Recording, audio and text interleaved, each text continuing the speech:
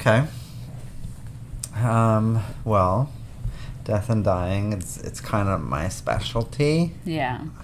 Yeah. As a personal trainer, I'm surrounded by death. As a personal trainer who serves the elderly, I'm surrounded by death and dying on a daily basis. No, I'm unfortunately not too well versed in this topic. I've been lucky. Mm-hmm. Been lucky so far, and that as I get to kind of have some conversations about it because I'm married to you, and that you do talk about your days if it involves things around death, and sometimes, yeah. But you've encounter it every week, usually every shift, or definitely every week. Yeah, probably at least weekly, I would say. In some capacity, whether that's in a capacity of, meeting it head on, like going to a call for a VSA and like sort of knowing what you're walking into immediately, or in the ICU, for example, at work, it might not be that, like, it's imminent, but not that imminent, like where you're not walking into a room and knowing they're going to be dead immediately, but that death is perhaps coming by like the end of shift or the next day, and then that sort of comes more into play of like preparing other people for that, like being present when family members are there, or in rounds when you're talking about like what the plan is going to be, or like discussing if family is even like ready to have the person, like if they're willing to let that go yet, Right. So for this to be a topic and a subject today, well, let's start with what is the page title? Page 5. Death. Page 5, death and dying. The only certain things in life are death and taxes, and while it is tax season, we are not accountants, so we're going to talk about death instead. Yes, I'm definitely not an accountant. You can ask my grade 11 accounting teacher. Math wasn't my strong suit, but yes. Death has become my strong suit. Yeah. So why talk about it, right? Why not just ignore it and pretend it's never going to happen? Yes, that's a good strategy. A lot of people do that. Yeah, well, and I think that is the whole reason that we did want to talk about it, is literally it is the great commonality between all of us, is we're all going to die from most likely. Most certainly we're all going to die. And it's interesting because while it's a commonality between all of us, depending on your age and where you grow up in the world, like there's just so many factors that will influence how you handle it, right? Like I think in our part of the world, being North America, it's something that we shy away from talking about. We sort of pretend like it's never going to happen, and we find it really uncomfortable to talk about. But then there's other parts of the world where it's like a celebration, right? Like we were recently watching a documentary, I can't remember which one, but I believe it was in Cambodia. And I think it was just like on Samsung TV like Plus, like just the channels that are always running on Samsung, and right. It was about like Asian cultures and Asian countries and different like rituals they had, and yeah, I mean most of them, life is looked at as just like a stage, a phase. Death, it's a new stage, and death, it's almost like the celebratory stage. It's like this, you've transcended to that, you've gone to level 2. So like, let's celebrate that as opposed to mourn. It's really interesting. North America, like you said, we we tend to shy away from it. We obviously know it's going to happen, but we'll just figure it out and talk about it later when it's happening. And that is the worst time to first start thinking about it. Absolutely. I understand, or I can have understanding for why we don't want to talk about it. I mean, it's certainly, for everybody, it's not the most comfortable thing to go through, to either visualize your own mortality or picture the people that are closest to you dying, right? And if we're relating it back to human needs, I think it definitely comes back to certainty, which in and of itself is hilarious because well, not hilarious, but it's just ironic because it is the only thing in life that is certain, is that from the moment you are born, you know at some point you will die. And yet nobody actually knows what happens when you die. We have all these different thoughts and belief systems depending on your upbringing, your religious background, your cultural background, just your own lived experience, and it will also affect how you feel about it. And so because nobody knows, while it is the most certain thing you will ever experience, we all know it's going to happen, it's almost also the most uncertain because we have no idea what is going to happen to us when this most certain thing happens. Right? Yeah. So it's really interesting. But you do bring up a good point, how like in this part of the world, it is something that we shy away from talking about, usually until it's imminent for the most part. Or it's already happened. Or it's already happened. Yeah.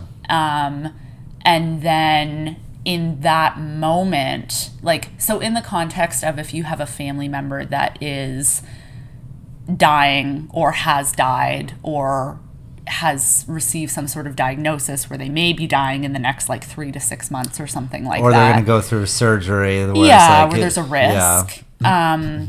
It's in those moments that then we sort of panic and we're like, well, what do they want? What do I want? How do they want to go? And I always just find it really unfortunate when I find myself in those situations on the other side of it in a professional capacity, because you see families and individuals struggle where now they're trying to come up with answers and make decisions in literally like the worst day or weeks of their lives, where you couldn't possibly be prepped.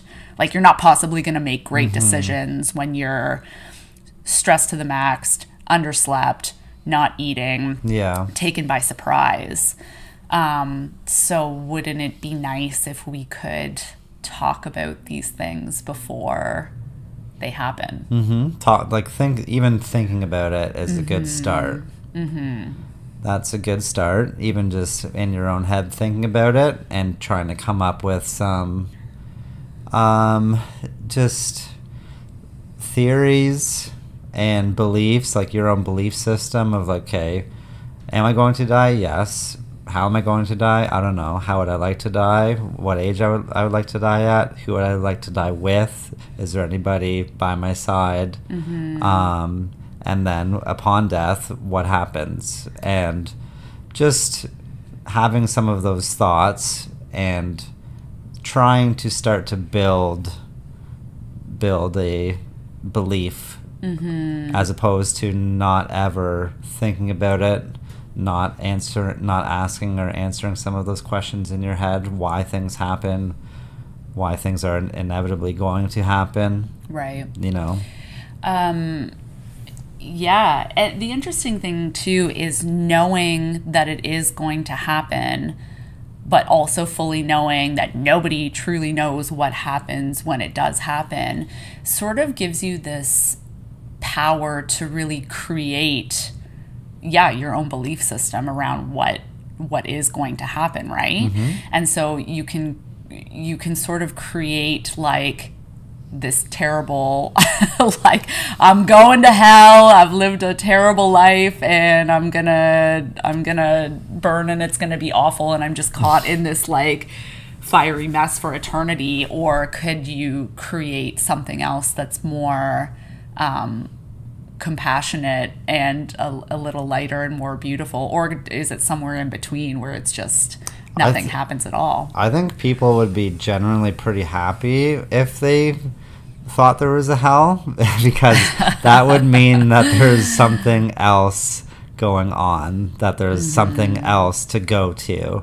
I think people are more so terrified. People as in, just let's say J. Thomas, or no, that's too obvious. Let's call him Jonathan T. Yeah. So those people, I think it's more terrifying and unnerving, and obviously way more uncertain if you think that nothing happens and it's just lights out, game over, and that's all. And it's, even if there was only a hell, it'd be like, well, at least I know that there's something else to go to, and I'll still... It doesn't just end here. Yeah, it doesn't just end here. Well, I don't actually even think I've asked you this before, but I mean, probably because the conversation is always more steered towards me and my experiences with it. But like, how often would you say that you think about your own mortality? And then do you have any thoughts about what you think happens? Or have you created a narrative for yourself of what you would maybe like to have happen? Or like, what are your thoughts on that? Well, the like to have happened, I've thought about that a little bit. Yeah. As far as, like, there's a part of me that just wants to, like, crawl in behind, like, a refrigerator and just rot and no one ever find me. Like, that's what sick and dying animals do. I'm really happy I asked this question. Yes, that is what Ginger, your family dog, that's what did. Sick and dying animals do, where they try to, like, dig themselves in and, like, bury themselves somewhere, and just so, like, they won't be found and eaten. Like, that is what my dog, when I was, like, I guess from 14 to, like, 24, I guess I probably had old Gingy. Yeah. But yeah, like, the last year or so, like, a lot of mornings during the week, you'd be like, where the hell is Ginger? And you'd, like, see her kind of, like, wedged in between the cupboard and, like, the fridge. I'm like, what the hell are you doing? Get out of there. Yeah. So there's a part of me that's like, oh, just to, like, when I'm gone, I don't even, like, want to have, like, any remnants of me being here, just, like, gone forever type thing. Okay. Like, maybe it didn't even happen. Interesting. I think some people feel like that about high school, where they're like, I just want to be forgotten and never actually remember it or remember anything from there. Sure. But the more rational part of me would say probably like a cremation, or giving back to putting me back in soil or something, or like a regeneration. Yeah, you got it. That. I haven't thought about, like, age or how, obviously.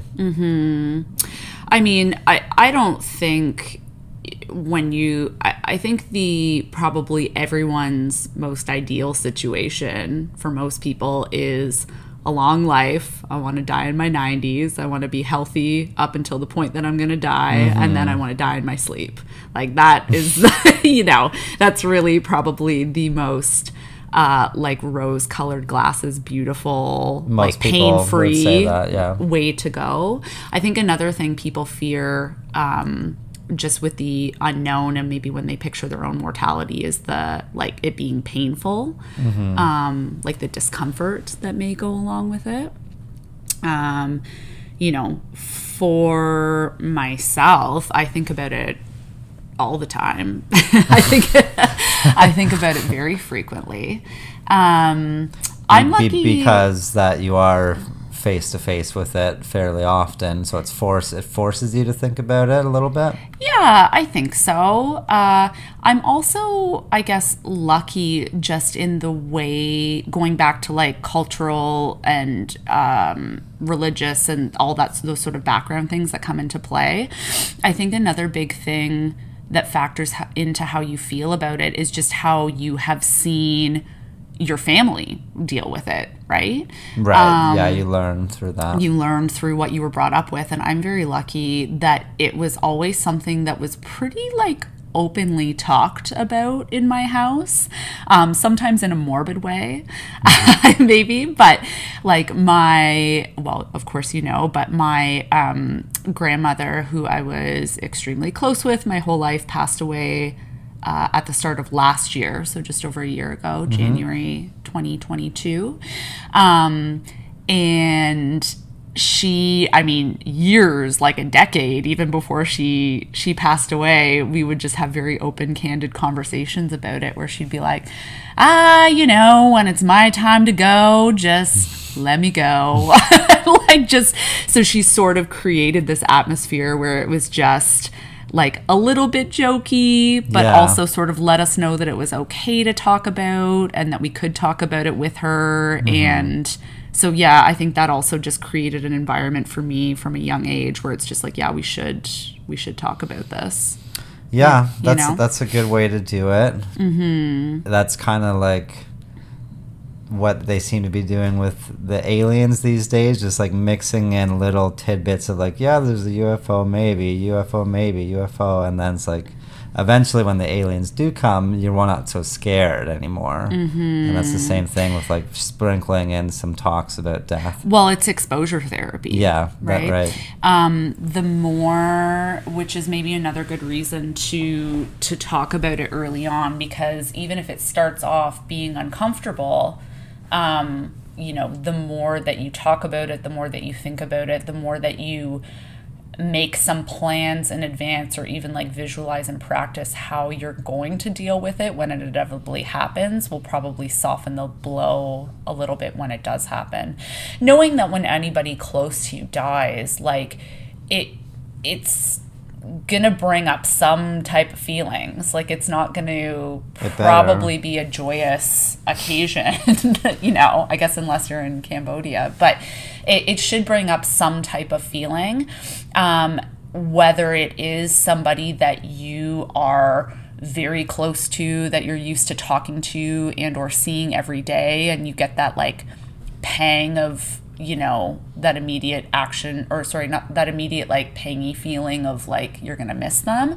Or on the flip side, you could have a family member die that you were estranged from and didn't talk to for 10 years, and then their death hits you in a different way, of almost that regret of like, oh, I wish I had made amends with them, or I wish I had have reached out more, or sort of that longing to change things that can no longer be changed.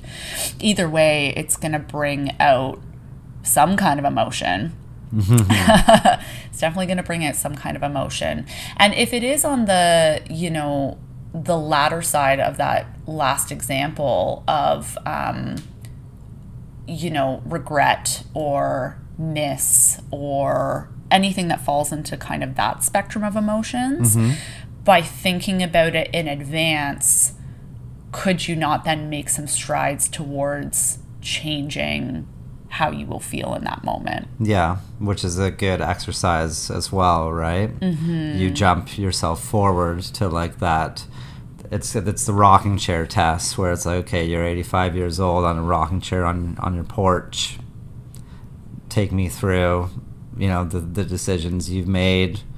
Did you regret anything, any relationships that you wish you put more effort into? Your parents, did you have the connection with your parents? What about your brother that you got into a fight with and never talked to him again?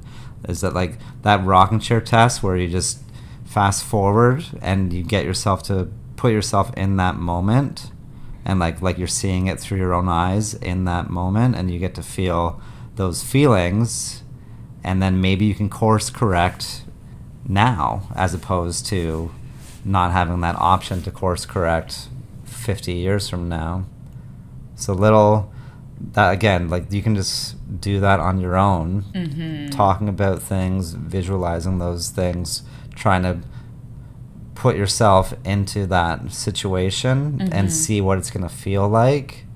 And if those feelings bubble up of like the regret or the fear of not doing something, or fear of not opening up. Right.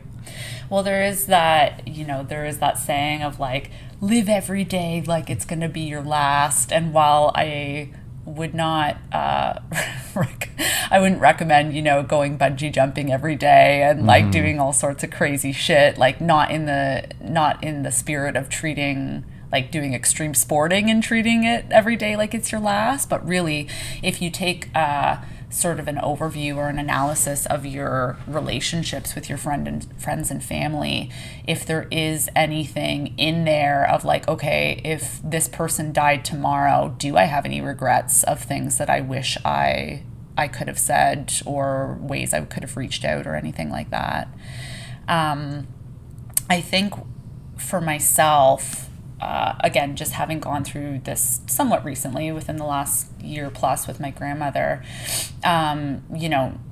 she was somebody that I, again, was very close to, kind of like was integral part in raising me, talked to her on the phone like multiple times a week, things like that. And when I knew she was unwell, we just didn't know exactly how long she was going to be around for, per se. I remember a few months before she died, I went down and had a sleepover with her at her house in Port Perry, same house I had essentially like grown up in with her and all that kind of stuff. And it was this really interesting opportunity to, I don't know, I just kind of treated it as like, shit, like she's not going to be around forever. Like, what do I need to know before she dies? Like, what do I need to ask her before she isn't here anymore? And sort of, that's how I sort of framed that visit going into it with her. And man, did I learn some cool stuff. Yeah. I actually asked her what she thought happens when you die, which is really interesting to get a perspective of somebody who's like semi-actively dying. Didn't she say that there's basically, she's going to heaven, there's going to be her favorite dog there? So part of her version of what she wanted, or what she envisioned happening when she would die, is that she would meet up with my grandfather, who essentially passed away 25 years earlier. My grandmother widowed in her 50s, late 50s.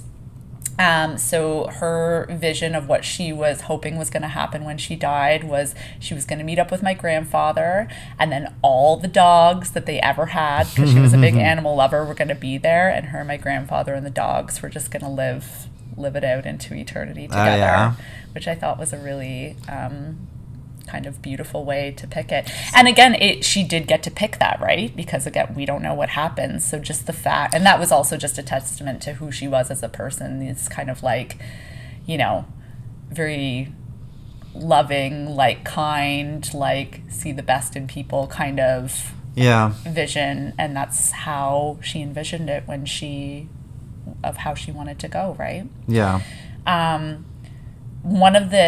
One interesting thing I did learn from that night I spent with her, though, or that conversation, I think it came up because we were talking about something to do with the church, and I'm baptized. I haven't been to a church since I was like probably 7 or 8 years old. I don't actively practice any kind of organized religion, but my grandmother was still she was very involved in her community and would like make sandwiches for the church and went to church every so often. But we never discussed any form of like, organized religion growing up or in our household. And so I had made a comment about like something about the church, and then heaven and hell, and like I think I sort of just maybe assumed, because she was involved in the church, that she had some belief system in that. And so I had made a comment making this assumption about what she believed, and she kind of like didn't snap back, but like retorted back pretty quickly and was just like, well, that's not what I believe. And so then it prompted this whole discussion of like, well, what do you believe? Like, as somebody who is, you know, not going to be going through any type of treatment, and you know this is going to happen in the next X period of time, like what, like, A, are you scared? And B, what do you think happens when you die? And she told me this really beautiful story about how when my grandfather was dying in the hospital, you know, my mom and her brothers had all been there visiting during the afternoon and things like that. And now it was into the evening. And so, you know, my sister and I were young. My mom had gone home. My mom's brothers had gone to their respective families and things like that. And it was just my grandmother and my grandfather, who was nonverbal at that point and quite unwell and just on an oxygen mask, essentially, sort of just like biding his time until he went. And she said that she held his hand, and she could tell that he was uncomfortable wearing the oxygen mask. So she took it off. And then, of course, all of his alarms started going off. His oxygen levels dropped. So the nurse came in and told my grandmother that she had to put it back on him.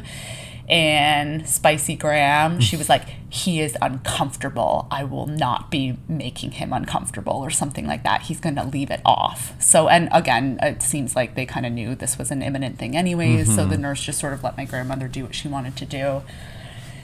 And she said, so as this transpired over, I don't know how long, the course of a few minutes to maybe an hour, while she was holding his hand,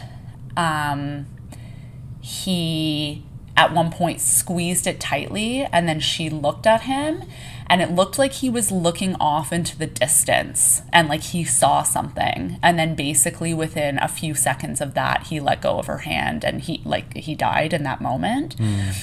And she said the only way she could describe it, so relating it back to herself, she's just like, I don't know what happens when you die, but I know for sure that it doesn't hurt. Because in that moment, just witnessing what she experienced in that moment, she's just like, I knew for 100% certain that he wasn't in pain. And so that was her perception based on that experience of, maybe that did give her a little bit of certainty, just watching the person that she loved most die, and just knowing, yeah, for whatever reason in that moment, she knew that when you died, it wasn't painful. And so maybe that gave her some like comfort and solace going now through this journey herself, that she wasn't going to be in pain. You know? Does that apply to like painful deaths? Well, and then, this then is a whole other can of worms and a whole other discussion of like, what does it actually, there's different kinds of death, and then like, what does it actually mean to die, you know? I can imagine if you're in some horrific house fire or certain types of car accidents or something like that, that's not to say that your last few moments might not be dying painful. Hurts, but actually the final moment of death, maybe that's what your grandma was kind of getting at, of like the passing over doesn't hurt, right? Yeah, but so it does bring up a good, I guess, next discussion of like, what is death? Like, death is different depending on the circumstance, and maybe it even means something different to different people. Like, clinically, we can talk about cardiac arrest or cardiac death versus like a brain death, right? So cardiac arrest would be, that's a term I'm sure probably most people are familiar with.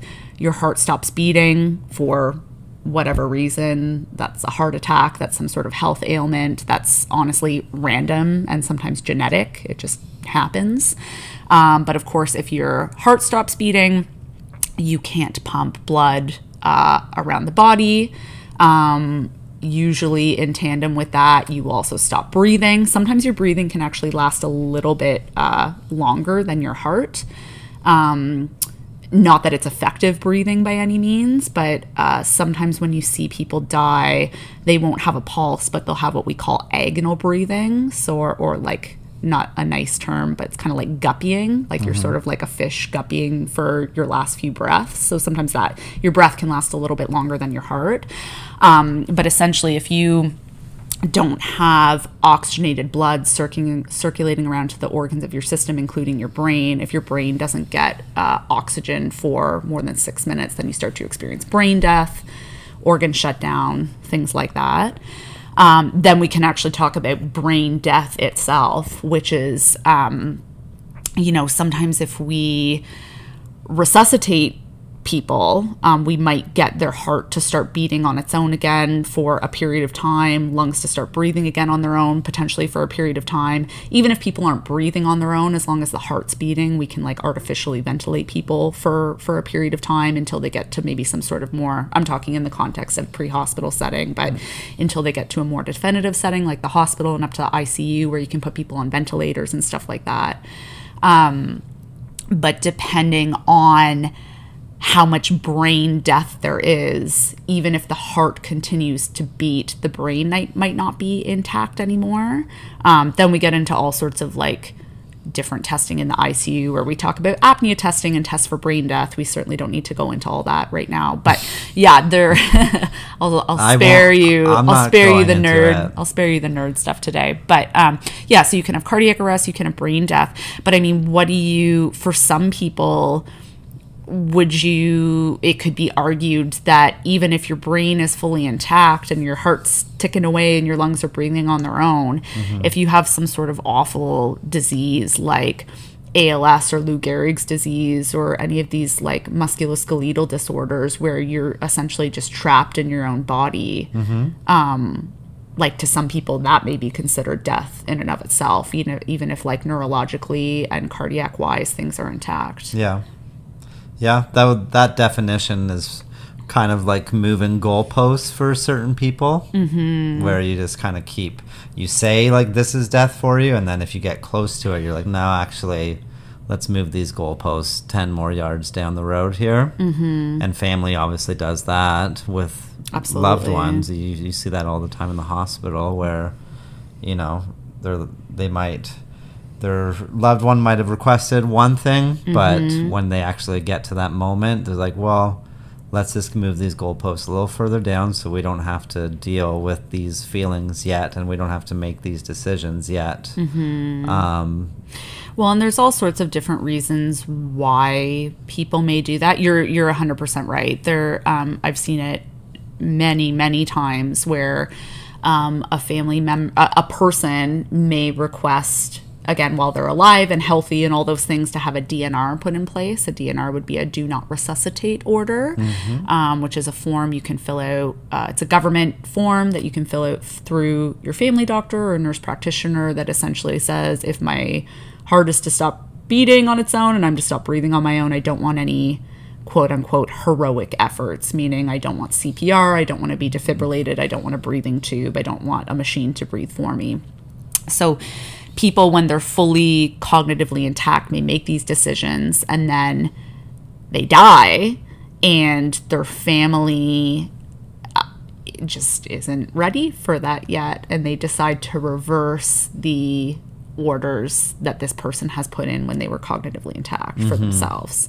That's a tricky one. Now, is that legal? Like, how does that work exactly? It's a gray zone. Yeah, it's a bit of a gray zone. But yeah, it's a bit of a gray zone. Maybe we could maybe we can parking lot that and bring it up a little bit again in a bit. But I just going back to like why might people do that, right? If like your family member clearly has these wishes, why would you go against what their wishes are? Right. Lots of reasons for that. So it could be, again, you as their son, daughter, niece, parent, right? Whatever the case is, just might not be ready to let them go. Or there's some sort of like glimmer of hope where you're like, well, maybe they could pull through. Maybe this is something that could happen, right? Which I certainly understand. There's less emotional, more need reasons, like you need that pension check coming in. Some people have relied on this person for their life, or like literally for their security and like safety and livelihood and things like that. So there's like financial reasons, house reasons, car reasons, things like that. And we're bringing this up in no particular order. And again, I would encourage anybody who's listening to not put judgment on anyone else for the reasons. We're just sort of like spitballing and like brainstorming reasons why people might do this, right? Well, we can all find ourselves in the same circumstance. That's the thing. One thing I think I've certainly like struggled with myself professionally, and I also hear like, you know, rumblings with coworkers and stuff like that. I think when you're around death a lot, like anything that you're around a lot, you get desensitized to it. So one thing I try not to do is not to pass judgment on family members who make decisions that are, for whatever reason, whether it's reversing a DNR or keeping what you might perceive in the healthcare world as like somebody alive, even though it's futile. By that, I mean, you might have like a 92-year-old person who, it's like they've lived a quote unquote good life and their time has come, but the family member's keeping them on a vent for 2 months. And, you know, like why do people do that? So as we're listening to this and talking about it, try and take out any of the judgment as to why, but more just brainstorming ideas why people might do it. And a better way to like phrase it is, you can have opinions and on things and how you might do things and how you feel like is probably the right way to do it in your own eyes, and have opinions. You don't have to, you know, categorize it as judgments as well, right? So like just, yes, you can have thoughts and feelings and opinions, but not putting yourself above them, not looking down and turning and putting into that judgment category. Right. And the other thing, we've talked about this in different contexts, not just exclusive to death, but I think one really good exercise for me in remaining non-judgmental and neutral in my job, and just, specifically in my job, because regardless of what my opinion is, if the family member wants to reverse a DNR or wants to resuscitate someone or not, like I'm there to do a job of being the one performing the acts of resuscitation. So my opinion doesn't really matter in what I'm just there to fulfill. The plumber's opinion doesn't matter. Just fix the toilet. You know, but really, right? Like, so I think it's a good, this is something you've taught me that is something that I like try to remember if I feel feelings of like opinion or judgment coming in, is like practicing this exercise of, if you were that person, you would make the same decisions that that person would be making. Not if I, as Jenna, were that person. Because if I'm Jenna, I come in with my own lived experience, and then of course my opinions or actions would be different from that person. But if you were that person, if you grew up in their house with their family, you had all their lived experiences, their own instruction manual, their own instruction manual, and the resources available to them, and the resources available to them at the time that these decisions need to be made, you would do the same things that they are doing.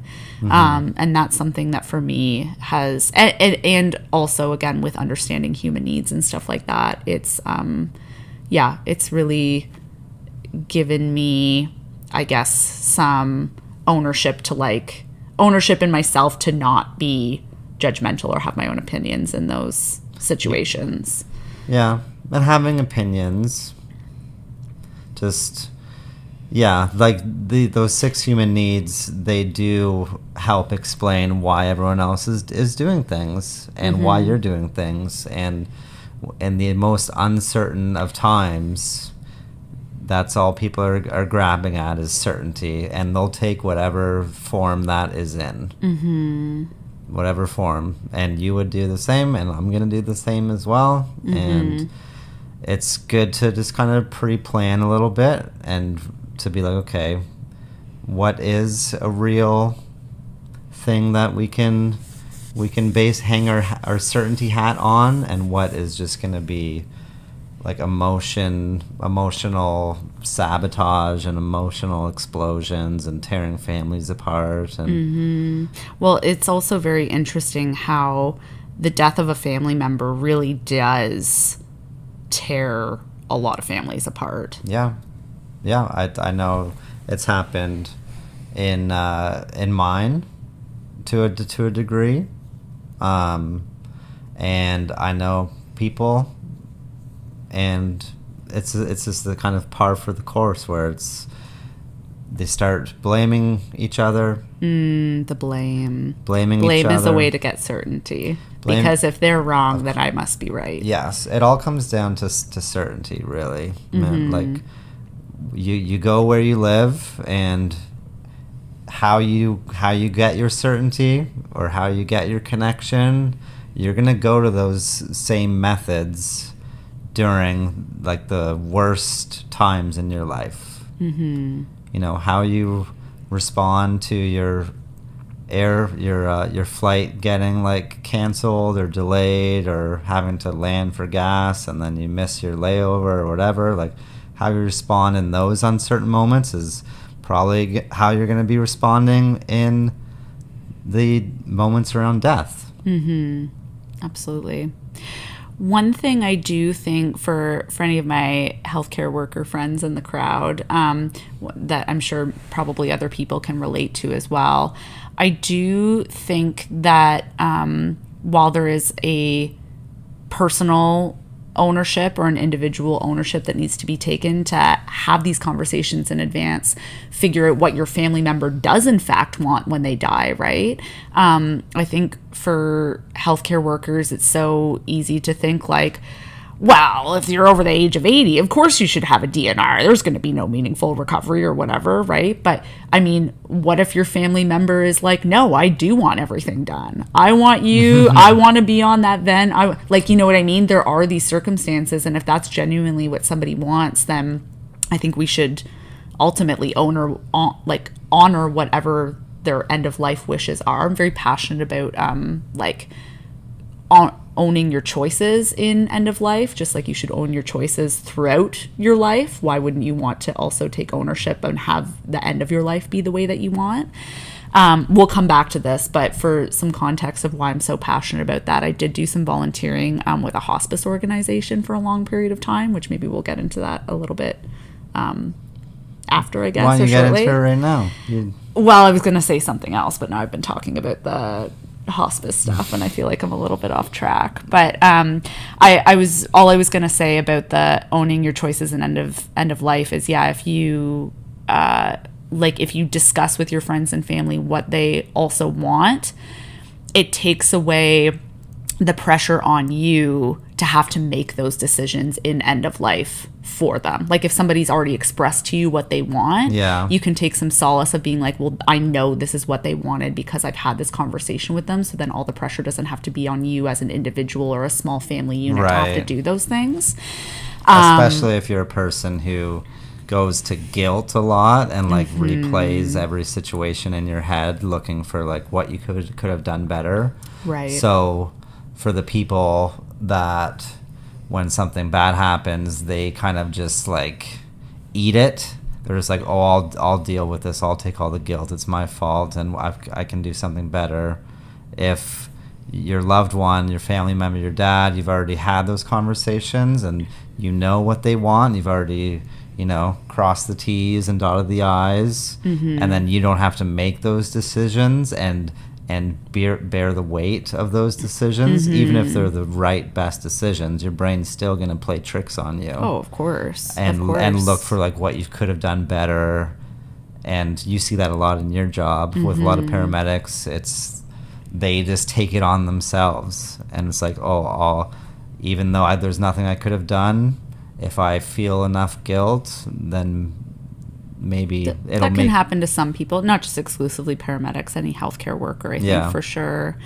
But one thing I think that maybe, so yes, there's individual ownership, but then there's also probably things we could do within the system that are better to help families transition and make good decisions in these difficult times.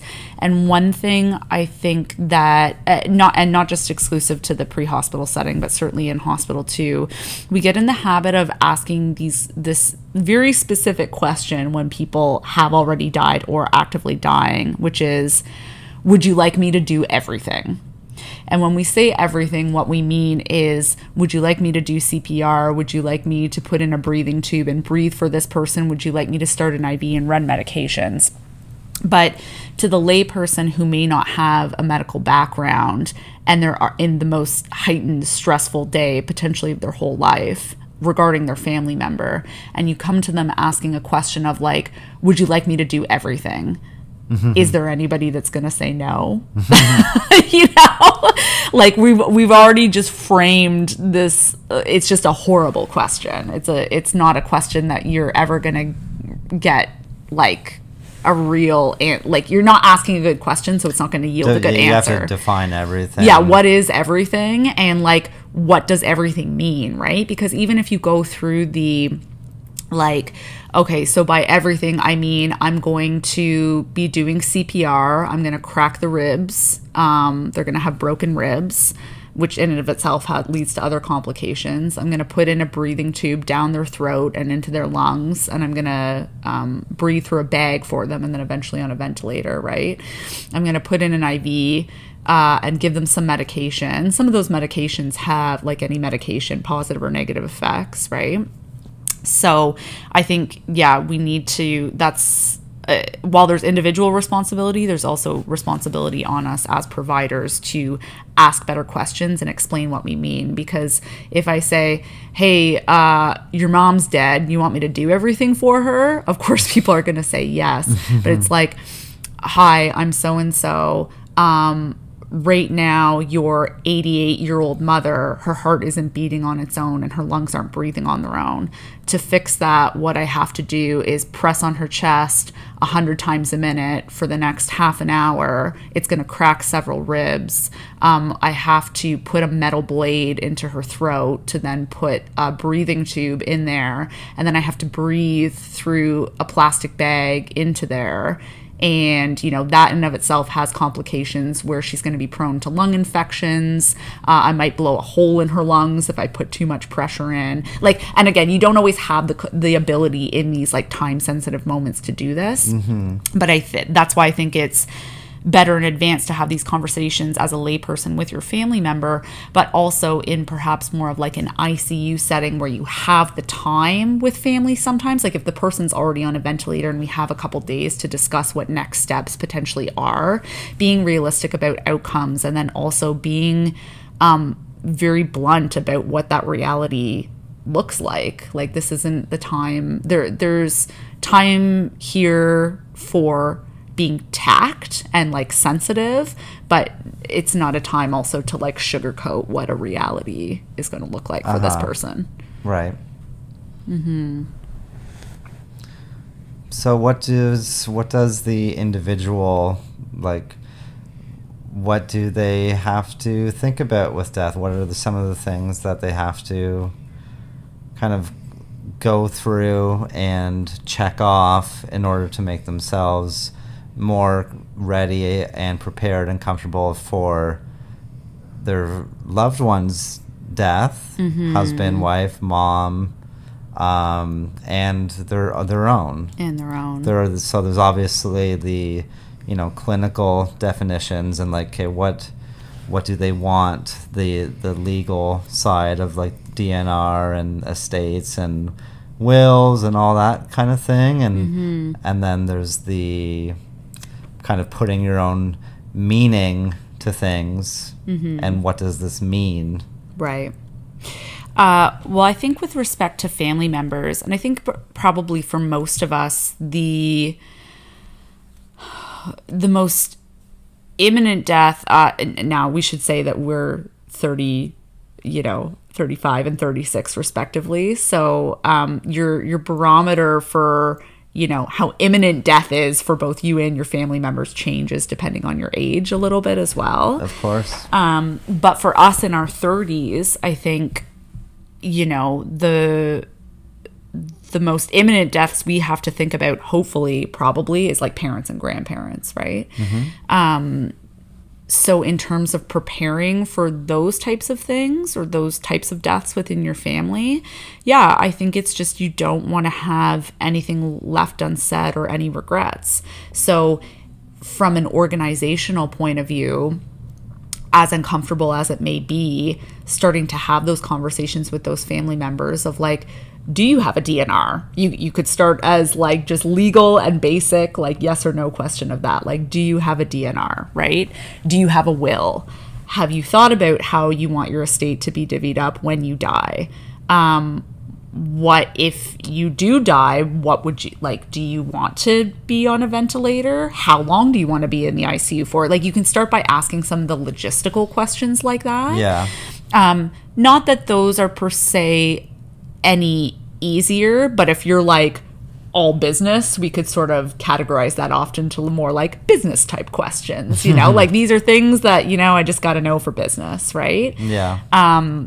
And then from there, you can branch off into if you do feel like there is strain in relationships or questions that you want to ask or things that have been left unsaid, how do I unearth those things now so we can get those questions answered before it's too late? And because either the person's dead or they don't have they're, you know, on the road to death where they just don't have the capacity to answer you anymore, whether that's like a severe stroke or to have any good moments together anymore. Right. And then that's a good point too, is like, if possible, you know, you also want to share probably some good moments and memories so you have good things to remember them by. Yeah, not just burying the hatch at the end, but actually being able to enjoy it with them.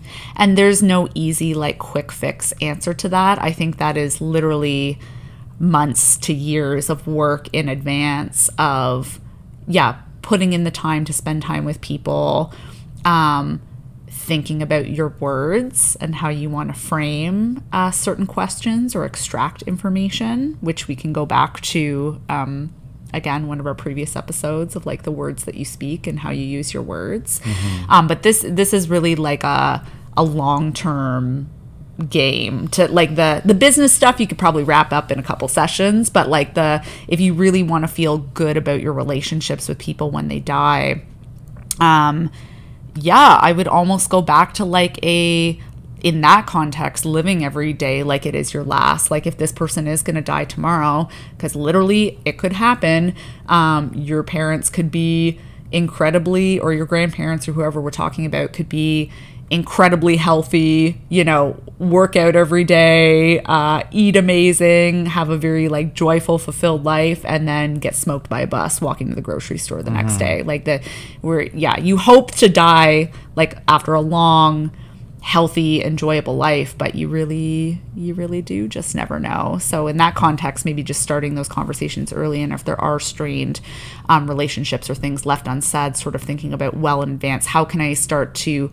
put this in motion little bit by little bit every day so that I can die, or this person can die, and I can feel happy and like fulfilled in my relationship. Yeah, that's a long-term game. That requires that sense of urgency, or else you won't start it. Right. And to get that sense of urgency, you need to create a wormhole. And I don't think tune in next week for our episode on wormholes. We haven't. Well, I'm the one mentioning all of these fucked up analogies and stuff, but the wormhole, the wormhole is a great one, because that is where you're going through your life and you're living it a certain way and not doing your best in a certain aspect, or not living like true to yourself, and enough pain builds up in that, of like those feelings of regret or actual just physical pain or emotional pain, all that stuff just builds up after a few months or years or decades. Most of the time it's decades, and then it just like explodes and creates this wormhole, and that wormhole is only going to be open for like maybe a matter of days. And that is the wormhole for you to like go into to change and to create the change, to take action on those things. And if you don't, over time, over days or a week, that wormhole closes up again, and it takes another month or 10 years. Well, the sense of urgency becomes like the sensation becomes dulled. Yeah. It becomes less important. Yeah, the over pain, time. the pain gets dulled and back on the back burner until enough pain builds up again to create that wormhole. And death is a wormhole moment. Right. And if you can't wait for that death wormhole because you actually want to take action now, then you almost have to create it in your head. You have to do like those visualization exercises, practicing when you're meditating of like, okay, I'm gonna create a scene in my head where I'm watching my dad take his last breaths, and put yourself in there, and if as if it was happening right here and now. Make yourself uncomfortable. Make yourself feel those feelings to create that sense of urgency so that you take the action to change now, because you won't be able to do it later. And you can create that. I've done it. It's incredibly uncomfortable. I've made myself cry. Yeah, and but yeah, it is. That's if we're talking about like tangible skills you can do to act on these certain things, that's a powerful one for sure. Yes, to create that sense of urgency, you're gonna have to put yourself in there and do your best acting role, and just see what you see, hear what you hear, feel what you feel, as if it was in that moment happening right now. And would you be happy with how you left things off if you're not going to see them again? What you thought of them, what they thought of you, your last moments, the experiences, and how you made an impact on their life and how they made an impact on yours. Well, and to go back to your original question, so I think we kind of answered like, how do you do that when you're thinking about your loved ones' deaths, but like, how do you also prepare for your own?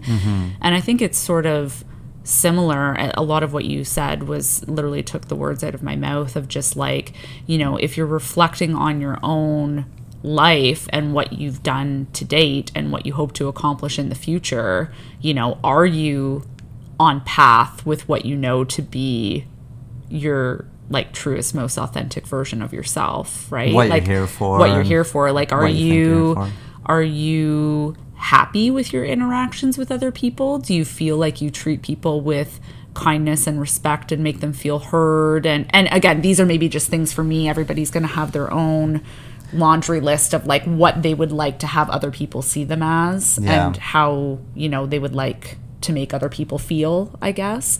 So like, that requires doing an inventory or an audit of just yourself, for lack of a better word. That's why death is uncomfortable, because it makes you think about why and how you're here. And if you're not happy with what you're doing here, then you don't really want to think about it ever. Right. But the nice thing is there's always the opportunity to change, even if you're 75, 85, right? If you have, again, as you get older, cognitive capacity comes more into an issue when we start thinking about things like dementia and Alzheimer's and health conditions and stuff like that. But truthfully, if you're cognitively with it and you have the capacity, like you always have the capacity to change, age is irrelevant. Even if you're thinking about like strained relationships, it doesn't necessarily mean that the relationship has to change. Like, you can't have a strained relationship with somebody for 20 years and be like, hey, Bob, so I've been thinking about dying and I'd really like to clear things up. So are we good here? Like, that's not going to work. But you can approach, like, how you approach the person and your interactions with them, regardless of how they feel about you. Like, can you feel good in your interactions with other people? I think you're looking for peace, right? Peace. Yeah. How do you create peace? Yes. No, really. How do you I gotta know. How do you create peace? Yeah, I think that's what you're looking for at the end, is peace and just kind of a life to look back on. Like, yeah, I did my best most of the time and I left it better than how I found it. That's a good rule of thumb. Did I move the needle in a positive direction? Did I if when you drop a stone in a pond and it creates some ripples, how many good ripples did you make to impact change? And yeah, that can just be from like raising a great family of humans, right? And then those people go out and, you know, make some big ripples too. And just, yeah, how do you measure what's your values, your beliefs? How do you measure if you're making a difference and making those ripples? How do you know if you're doing a good job? And that's like an individual question for yourself. There is no answer to that, but like, how do you within yourself know if you're on the right path or doing a quote unquote good job, or if you're aligned with your piece? Yeah. You know? And again, that's stuff that is should take you more than a day to figure out. If you figured it out in a day, you probably haven't dived deep enough. But this is just like work in advance. And a lot of this stuff too, I mean, think about it in the context of how you do anything. Like literally how you do everything is how you do anything is how you do everything. Sorry. And it's just like same if you are writing, I don't know, a massive test. Like if you're studying for the bar exam because you want to be a lawyer, being like, I'm not going to think about it, can't think about it, don't want to think about it, makes me too nervous, too uncomfortable. And then the night before you're like, oh God, I have to write the bar tomorrow. And then like, of course you're going to be panicked, right? You're probably not going to do well on the bar. The same way if you've never talked about these things ever, and now your 85-year-old grandmother's dying and you find out the night before, you're not going to go into the hospital or any type of interaction where you're going to have good, well thought out, stress-free interactions. It's going to be fucking chaos, right? Yeah. And the same way when you're like sort of thinking about your own mortality and your own death, if you know, don't open up those emails, if you don't want to think about what you're doing, if you don't want to be a little bit self-critical and like analyze your interactions, and then all of a sudden you get really ill and the doctor's like, hey, you got a week to live, you're probably not going to be able to make up for all that lost time in a week. Like think of this as like studying for the ultimate test at the end. You know, it does require preparation years in advance to be able to handle that situation and do it well. Yeah. And is there such thing as passing the test? Like what would passing the test Well, be? the thing is when you write the test, you don't actually know what happens anyway, so you don't know. Like, so is it a multiple choice, or the scanner just takes it and lets me know how I did? Is this multiple choice or long answer? Because it's going to dictate how I study. Like heaven has a bell curve. You're like, oh, you only got 68. But just it's funny. Studying for it and realizing that there's not going to be a concrete answer, but you get to create the answer. Your brain, your subconscious is already grappling and fighting with this, even if you're choosing not to ever think about it. It's better to go through. The only way out is through. You're not going over or around. You're certainly not digging. No. So you got to go through. And everyone will be different. And there's not going to be an answer, but you create your own, and then you get to base your life on that answer. Maybe I'll share kind of like a positive death experience, I suppose, if you want to frame it that way. And I'll also go back to some of my hospice work. So I used to volunteer for an organization called Hospice Toronto, incredible organization. If you would like to look them up and what they're all about and what they do, I would highly encourage you to do that.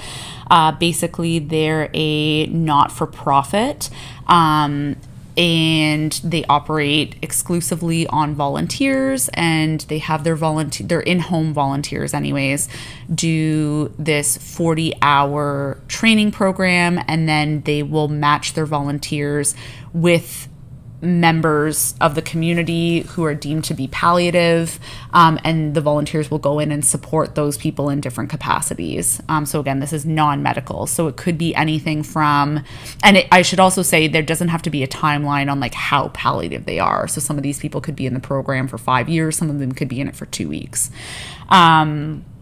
So my very first hospice client I ever took was a woman who was, I think, in her like late 60s, early 70s, not incredibly old, had cancer that had metastasized, had decided not to undergo any further treatment. And I actually supported her while she was in an in-home or an in-hospice facility. So like an actual building where people go to palliate. Some of the other clients, you would just go and support them in their homes, and they would choose to die at home. And I saw this woman once a week for months, and she was a lawyer, so very articulate, very well spoken, easy to talk to. I really enjoyed our time together. And basically the whole reason I was there to support her is literally for companionship.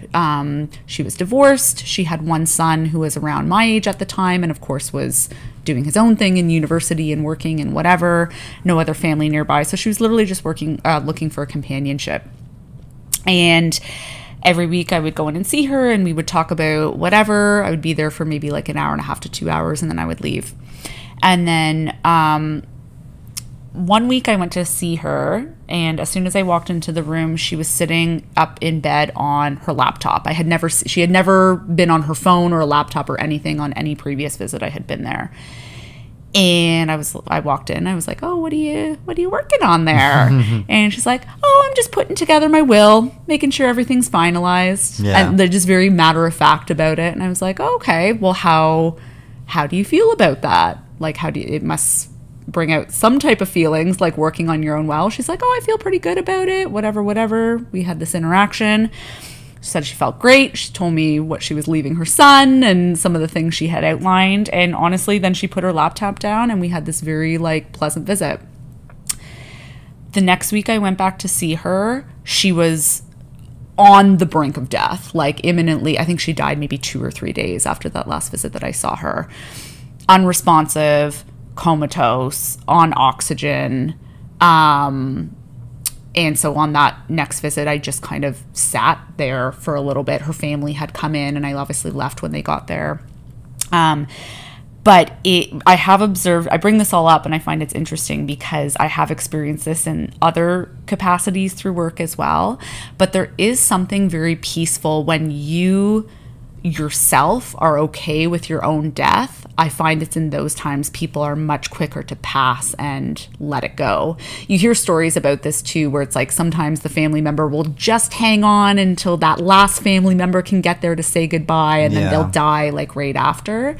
I think when I can't explain it. This, I don't have any nerdy science shit to support. This is just anecdotal and my own like thoughts and feelings. But I do think that there is something very like peaceful and maybe even in a way celebratory of like being at peace with yourself, knowing you've sort of like crossed all those T's, dotted all those I's, and checked off all those things that you need to do, and then being like, I'm good. My work here is done and it's time to go. And I feel like with this one woman that I supported in hospice, that is really what she was doing in that last week where I saw her normal, vibrant self with her will of just maybe, yep, I'm hanging on. Okay, you know what? It's time to sit down and do the will. The will's done. I feel good about it. And I'm ready to let go. Yeah. Yeah. So even if part of the preparation is for yourself so you can have a peaceful passing, like maybe that in and of itself is worth it, or like is a motivator for people to like the will, we're talking about legal stuff, but I think that can also translate to just being okay with your relationships and all those other things we just talked about. Relationships, wills, finances. Yeah, like what you've done with your life and the impact you made and stuff. Trying to do all those things where you can be at peace at the end of it with it. Absolutely. That's the goal if you're lucky enough to have that option. Right. which of course not everybody is. And if you're not lucky enough to have that option, it's probably better to start now then, to start thinking about it now, because you won't know if you'll have that option. Well, and if you don't have the option, I mean, so far I feel like we've been talking about mostly in the context of either the elderly or things that have happened by a traumatic means. A little bit we touched about that, like if you should just randomly be hit by a bus or in a car accident or something like that. But we haven't talked about the whole other, you know, literally the opposite side of life, which is when babies die, children die.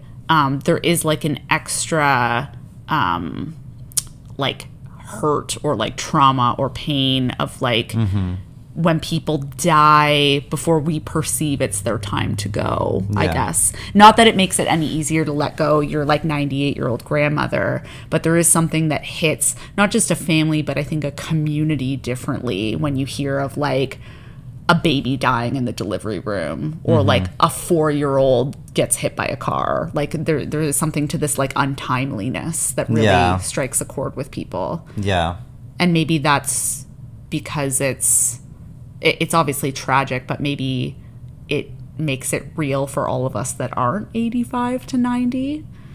I don't know. Yeah, and it just kind of, it shows that in those moments, that's where your faith is tested, and whatever you want to classify as faith and what, right? And when those unfair things happen, and it's easy to talk about when they're not happening to you, but when they happen to you, what is the meaning you're going to put to it? And that's really the biggest thing you can do is like feel all those emotions. You're not going to come up with a concrete answer immediately, but eventually you're going to have to put a meaning to it, and that meaning, I would hope, is something that will empower your life as opposed to completely destroy it. You hope. However, you also don't blame people at all for the people that it does totally destroy. Of course. Yeah. But that's your responsibility. I mean, you can say like, well, I owe it to them then. I owe it to them. For myself to live for them, or to take something positive and do it for them and empower myself and put some kind of meaning that just helps me move forward and in a positive way. Because me just letting my life go down the toilet and going to shit, does that do anything to serve them, to honor them? Absolutely. Yeah, that's the hardest one, the untimely, the unfair stuff, where there isn't a meaning. How could there possibly be a meaning to this? Right? Well, maybe it's above our pay grade, but you get to eventually put one to it. You're going to put one to it no matter what. If you do it subconsciously in a negative way, you know, where you shut down from life forever because you got hurt badly. Right. Do we, I mean, I was going to ask you this question, but I already have an answer in mind, so I'm going to frame my question in a different way. But do we want to talk about a death that we've both mutually experienced, that we had this kind of like interesting opportunity to put meaning to? Yeah, we'll end it with that. Yeah, I think that's a good way to put it. I feel like perhaps you should tell the lead-up story. Why?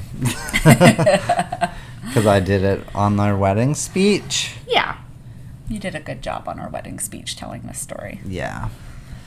Well, I think it was 5 years ago. Almost to the day. This week, or maybe, it was probably like 10 days earlier.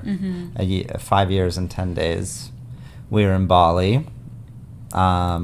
Went on a vacay / yoga retreat as well for 11 days in Bali. And while we were there, on like the 6th day of the yoga retreat, which is fucking like 6 hours of yoga starting at like 6:30 in the morning or 6 in the morning. Journaling, meditation, day trips, good eating, a lot of time in the ocean, just like great stuff. With about 11, 12. There were 10 of us. Yeah. We went on a day trip to the waterfall. One of the waterfalls, I believe. Yep, in the more north part of... So if you don't know Bali, it's a very, very tiny island. You could drive around the whole island in much less than a day. And we were staying on sort of the west part of the island, and there were 2 days during the retreat where instead of doing 6 hours of yoga, meditation, and movement a day, we would only do 3 to start the day. And then the rest of the day we went as a group to these day trips. So this first one that we went to was to visit these very beautiful waterfalls in the north part of the country, which was maybe like an hour to an hour and a half from where we were staying. And then we went to some temples after, didn't we? Yeah, so the how the trip was outlined was we started, the first part of the day trip was we went and saw these waterfalls. We had a nice lunch there. And then on the way back, we stopped at these temples. However, to get to and from the waterfalls, because there's no public transit in rural Bali, Krista, our yoga instructor who had planned the retreat, had organized these 2 vans to transport us there and back. Right. And sorry, I'm taking the story away from you a little bit, but basically there's so many things that happened along the way of where we should not have been where we were at that exact moment. There was rain and we got delayed, and because the car drivers there maybe had to make some extra money on the side, they took us to some like coffee places that weren't part of the original itinerary, and we got delayed there, and there were just sort of all these like bumps and hiccups and delays. Just like a series of small little time additions. It's like, plus 5 seconds here, plus a minute and a half here. Oh, one of our members is kind of wandering off in the temple. Damn it. Gotta wait for them. Go get Francis. He's wandering around again. Where is he? And just like the trip should have been like over, like, and we should have been back at the resort many, many minutes earlier. But instead, it put us in one of the vans, and I believe Krista and a couple other people were in the van with me and you. Sue, and I think maybe Marcella. Edie, I think. Yeah. And it puts us in this van on, the one-way highway, or like one road. One lane highway each way and stuff. And in rural Bali. All these little time additions that happened that you wouldn't think of if that was all that happened. You wouldn't even notice them or think that there's something else going on, but all those things happened to put us in the van behind seeing a car accident and behind seeing a guy on a scooter moped slam into a truck or some kind of like dump truck. And it was a big, if you think almost like the size of a transport truck, but the back was open and they were carrying trees, like they were carrying giant logs. And what it appeared happened, of course, in Southeast Asia, many people travel by mopeds and motorbikes, but essentially this person that was on this motorbike either didn't brake, or maybe the truck with the logs hanging out the back hit him accidentally, but either way he got flung off of his... He essentially collided with this truck and got flung off his moped. Yeah. Is the long short of it. Yeah. Directly, so we were the car behind the bike. We were the car, like, directly behind it. If we were the car directly in front of it... Which the other van was. They kept going. They didn't know that anything had happened initially. Yeah. So a matter of like 1.5 seconds difference, and it puts Jenna in the car behind the accident, who is maybe the only paramedic in the country in the country of Bali. No, like their healthcare and the paramedics, they're not as well versed to deal with these types of things. So it literally put, you know, a junior doctor behind doctor in training behind the accident. And then that's where the story heats up. So then I kind of made this decision. No, we should also point out it's a rainstorm, so it's fully raining. There's some rain.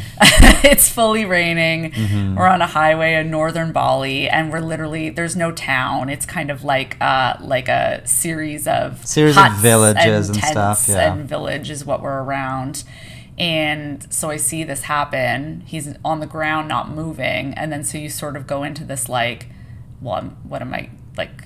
I have to get out. Like, you can't not. What am I supposed to be like? Just drive around him. You know, like, you have to get out. So I get out, and as I get out of the car, again, we should say, like, they're, I guess, kind of used to, like, when you live in a country that pretty much exclusively gets around by mopeds, I'm sure things happen, and they're sort of like used to this, right?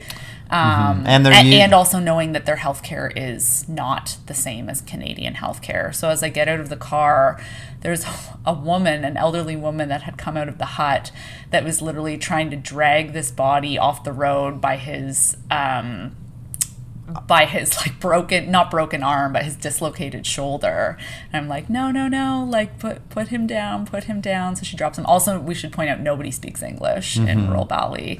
And now you've got a group of 5 or 6 white people that are just like, we're going to come take over. So there's a lot of interesting cultural dynamics and different things happening. But basically I felt for a pulse, and I couldn't feel a pulse. I'll leave it at that. I couldn't feel a pulse. I'm still not 100% sure to this day if he did or didn't have one, because the rest of the story doesn't really make sense. But this is what happened. I didn't feel a pulse, so I just instinctively started doing CPR. And you got out of the car. I sort of gave you the rundown. I was like, all right, here's what's going to happen. Yeah, once I was looking out like the back of the window and like, and she's doing CPR in the rain, I should get out now. I'll get out. Came over, and everybody else came over, and I was like, okay. I was like, he's probably got a head injury. I'm going to need you to do CPR. I sent one of the other girls that was in the van to go and try and find scissors, somebody else to try and call. I'm like, call 911. I'm like, actually, that's not a thing that exists here. Go, A, try and find a phone, and then B, see if there's any sort of emergency line connected to that phone. And we'll just sit here and do CPR in the meantime. Yeah. And I remember having that thought as it's like pouring rain and there's cars all stopped around, and now people are congregating around us, right? People had made this very close-knit like group of people surrounding us that started to make me a bit claustrophobic, and you're sort of sitting there, and I'm just like, I don't know how long I'm going to do this for. Like, how long am I going to do CPR for, knowing that no one might actually ever come? I don't know. Yeah. I'm just going to keep doing it, and then we'll see what happens. Somebody came back with scissors. I was able to We did have a translator eventually, Eventually, a translator came. Yeah, somebody who spoke both, which was very helpful. And then all of a sudden, this guy started to make some movements. And noises and like gasps and... Yeah, and yeah, definitely one of the craziest experiences of my life. Anyway, and then on top of that, the crazier part was an ambulance did show up. An ambulance came to rural Bali. It was insane. Now, their equipment and their ambulance, not what you would think of by Canadian standards, but 2 people that drove a large box-like vehicle that had a stretcher and 1 oxygen mask in the desk. Yeah. And the back did show up. And so we sort of helped lift the person onto the stretcher, and then they... Which, by the way, as far as, like, if it was, you know, legit healthcare procedures, be like, okay, let's put the collar on him, backboard, brace, like, everyone... They were just like grabbing his ankles and his wrists, like, all right, let's throw him on. I was like, God, we have the hands. Like, you know, he was just dead. Yeah. He's alive now. Anyways, no judgment. I know. But anyways, yeah, and then there was this sort of brief moment he comes back to consciousness, life, and Yeah. you know he had a head injury, head injuries, like shoulder, agitated. his like collarbones poking out. There's like a whatever that's called, that wound, not a compound or open or whatever. No, he had like a dislocated shoulder. Yeah, basically. And I put him on the stretcher, and then they left, and we literally were never going to find out what happened, because there was a brief moment where I debated going in the back with them, but I was like, they've got no equipment. I don't speak the language. I'm going to be really of no help here. And I don't know where I'm going, and I don't know how to communicate with anybody to come get me. So yeah, we just let them go in the ambulance. And then there was this sort of weird moment after of like, so this is where I'm going back to like the meaning. You know, the ambulance drives away and we're soaked and it's still raining, and I finally like looked up for a moment after having been so fixated on the ground and this person for however long we were there. And all along the road of the highway there were these Balinese people that had all come out of like their tents Stores and their houses, their stores, yeah. whatever, and they were all just standing there, and like as we all walked back to the car, they all like put their hands together and like bowed to us. Some and like people like want to us. shake your hand and stuff like that, and thank you and that kind of stuff. And that is where like kind of getting back into the car and then going back to the resort, you start having those thoughts of like, okay, so what's gonna happen to him? I'm never gonna know. And what did just happen? How and was why I was I exactly here at this exact time, given all these delays? And you get to choose your meaning, and you can choose the most like beautiful, inspiring meaning to that, or you could choose the absolute like worse. The world is horrible. They need better traffic laws. You focus their on healthcare sucks. Or you just focus on that. And you forget about like the beautiful moment that just happened of all these little things that you could just say they're coincidences, but you'd have to be basically burying your head in the sand in order to say that, to put yourself in that exact moment, that exact one car length behind that, and you get to choose. And what did you choose? One thing you brought to my attention that helped me choose the outcome for myself was, you were like, you know, think about all the people that were like lined up along the road there or along the highway, and maybe being a third world country, I don't know if it's actually a third world country, but a less privileged country than Canada. It's definitely a third world. You know, like think about little girls that were standing out there, or just like young people in general, but that were like, wow, look at what, I am not a doctor, but what these people perceive as being like a higher medical authority, right? And being like, wow, maybe I could go to school and get educated, and like I could do that too. Like invoking some inspiration is a good thing I took out of it. When you see a hero, right, like that inspires people. When you see someone with different color skin as you, a complete stranger helping one of your own, there's a meaning you can put to that. Like, oh, we are all like together, and there are strangers who do care about me, and like you can choose that meaning.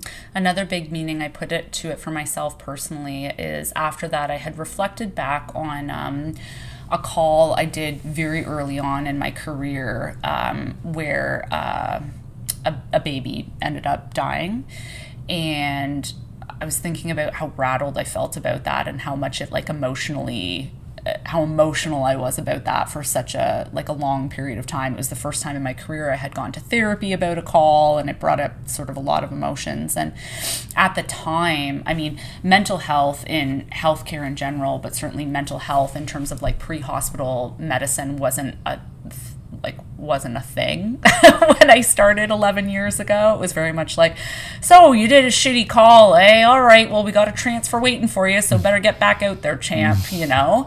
Whereas now we're a lot more sensitive, and we just know so much more, and we actually talk about, you know, difficult calls and things that are difficult. We talk about difficult situations. But when we went back to the place we were staying with everyone from the yoga retreat, I sort of got this opportunity to like host an informal debrief. And it reminded me back to like earlier in my career when I didn't, like, that debriefing wasn't a thing. It wasn't anything that was necessarily offered to us. It certainly wasn't anything that I had really like taken part of early in my career. So be able to be a part of with this group of people, this like pretty surreal experience, and then be able to host a debrief how I had wanted it or wished it had been presented to me when I needed it, and be able to like host it or help facilitate it in this really like caring way, and like asking people how they felt and curious about emotions, and like bond that group of like 10 or 12 of us together. That was a really powerful moment for me that I took from it as well. Yeah. Yeah, just to kind of run things how you think it would help people to cope with this kind of stuff. And that's kind of what this podcast episode is hopefully doing, is just talking about it. And you know, we don't know what the hell we're doing either with the, like when I don't have a when the time fucking clue. when the time comes, it's just good to hear people talk about, and maybe you take some golden nuggets from this, and you can start to have that thought in your brain about how you want your life to be remembered, or remember others. And I think if there's anything that, you know, to take away from this episode, knowing that death is going to be so individual based on the family, the person, the circumstance, but don't fear talking about it, because it's important to think about, and it's important to talk about, and the more you practice it, the smoother landing it will probably be when it is, in fact, does happen. Yeah. And let's leave you with a quote, and that is from Confucius, which is, "Every man has two lives, and the second one starts when he realizes he has just one."